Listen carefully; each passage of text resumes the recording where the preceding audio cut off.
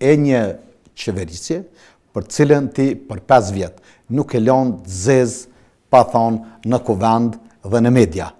Pro Albin Kurti në këtë format ka bo përpjekje nëpërmjet LDK-s me zbe rolin apo mundësin që mund t'ja jap Vjosa Osmani në rast se bëhet bashkë me Lidhjen Demokratike, impaktin e saj në ndryshimin e rezultatit zgjedhor, parsy se partitë politike kanë matje dhe din që rrështimi i Vjosa Osmanit me LDK-n do të aprish të diferencë të madhe që kanë qenë. Nuk mund të prodhoj të ndryshoj fituesit.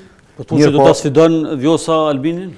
Jo, Albin Kurti në tregun politik nga figurat aktuale është i pa konkurrencë, mirë po në rast se Vjosa Osmani rreshtohet me Lidhjen Demokratike të Kosovës, do ta bënte parti interesante dhe së paku Lidhja Demokratike e Kosovës do të rritej për 7 ose 10 deputet. Minimalisht 7 deri në 10 deputet do të ishte rritja e LDK-s.